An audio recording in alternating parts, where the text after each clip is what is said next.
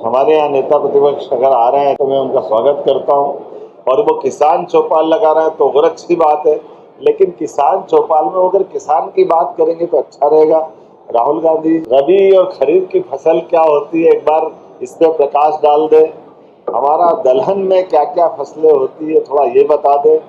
तिलहन में भी कौन कौन सी फसलें होती है और किस प्रकार से उसको बढ़ावा दे, क्या उनके सुझाव हो।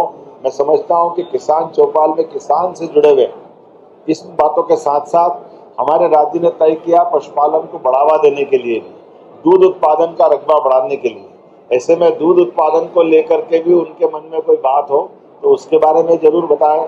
मत्स्य उत्पादन में भी मध्य प्रदेश आत्मनिर्भर हो रहा है, तो किसान कल्याण वर्ष में लगभग 17 विभागों को जोड़ करके हमने सभी प्रकार की योजनाओं में किसान की भलाई के लिए, लाभ का धंधा बनाने के लिए ये निर्णय किए हैं।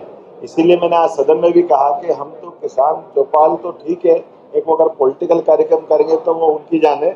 अदरवाइज हमने अपने सदन में अपोजिशन से भी कहा कि पक्ष विपक्ष मिलकर के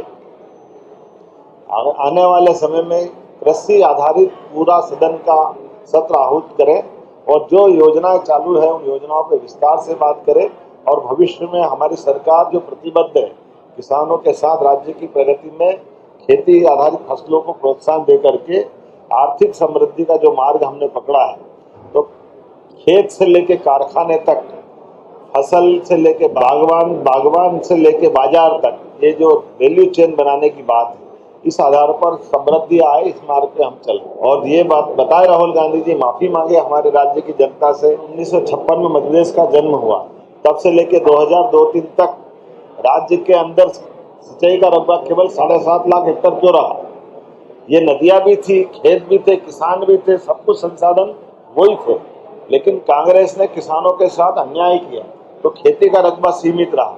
मुझे गर्व है हमारी सरकार के गठन तक साध्वी उमाश्री भारती, बाबूलाल जी गौर, शिवराज सिंह जी चौहान, इन्होंने 7.5 लाख से बढ़ा करके जब हमारी सरकार आई तब 44 लाख हेक्टेयर तक सिंचाई का रकबा बढ़ाया।